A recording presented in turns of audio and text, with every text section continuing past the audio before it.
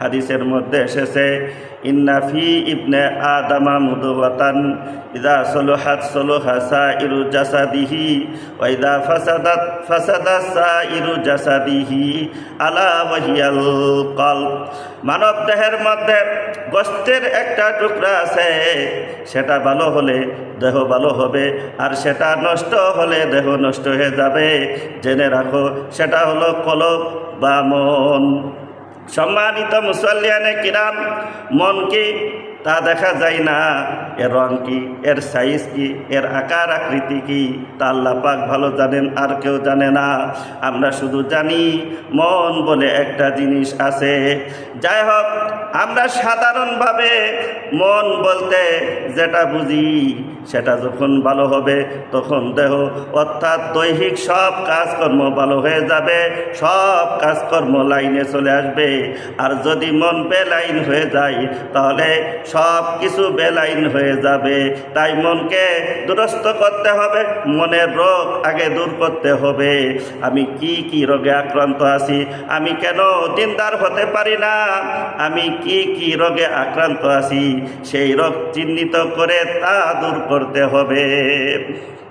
সম্মানিত মুসল্লিয়ানে কিরাম, মানুষ কেন দিনদার হতে পারে না, তার আরেকটা বড় কারণ হলো মানুষের খারাপ পরিবেশ। খারাপ পরিবেশ মানুষকে ধ্বংস করে দেয়, আর ভালো পরিবেশ মানুষকে ভালো পথে চলতে সাহায্য করে, আর খারাপ পরিবেশ মানুষকে খারাপ পথে নিয়ে যায়। তাই আল্লাহ পাক যখন ভালো হওয়ার নির্দেশ দিয়েছেন, তখন সাথে সাথে ভালো লোকদের সাথে উঠা বসারও নির্দেশ দিয়েছেন। কোরআনে কারিমে আল্লাহ রব্বুল আলামিন বলেন, ইয়া আইয়ুহাল্লাযীনা আমানু তাকুল্লাহা ওয়া কুনু মা'আস সাদিকিন। হে ইমানদারগণ, তোমরা আল্লাহকে ভয় করো, অর্থাৎ আল্লাহর হুকুম যথাযথভাবে পালন করো, আর ভালো লোকদের সাথে উঠা বসা করো। সম্মানিত মুসল্লিয়ানে কিরাম, যে যত বেশি ভালো লোকের সাথে উঠা বসা করতে পারবে, সে তত বেশি ভালো হতে পারবে। দুনিয়ার মধ্যে সবচেয়ে ভালো মানুষ ছিলেন রাসূল করিম সাল্লাল্লাহু আলাইহি ওয়াসাল্লাম। তাই তার সঙ্গে যারা উঠা বসা করেছেন, অর্থাৎ সাহাবায়ে কেরাম, তারা হলেন উম্মতের মধ্যে সবচেয়ে ভালো মানুষ, কারণ তারা দুনিয়ার সবচেয়ে ভালো মানুষের সাথে উঠা বসা করেছেন। রাসূল করিম সাল্লাল্লাহু আলাইহি ওয়াসাল্লামের সহবতের বরকতেই সাহাবায়ে কেরাম সবচেয়ে বেশি মর্যাদার অধিকারী হয়েছেন। সম্মানিত মুসল্লিয়ানে কিরাম, সাহাবীদের সমমর্যাদার কেউ হতে পারে না। সাহাবী নন, এরকম উম্মতের সমস্ত মানুষকে যদি মিলানো হয়, তবুও একজন আদনা সাহাবীর সমমর্যাদা সম্পন্ন হতে পারে না। সাহাবীদের সম্পর্কে আহলে সুন্নাত ওয়াল জামাতের এই হলো আকীদা।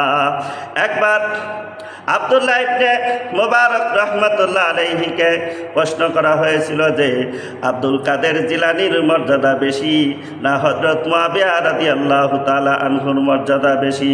হযরত আব্দুল্লাহ ইবনে মুবারক রাহমাতুল্লাহ আলাইহি জবাবে বলেছিলেন, এই দুজনের মধ্যে একজন সাহাবী আর একজন সাহাবী নন। যিনি সাহাবী নন, তিনি কোনোদিন সাহাবীর সমমর্যাদার হতে পারেন না।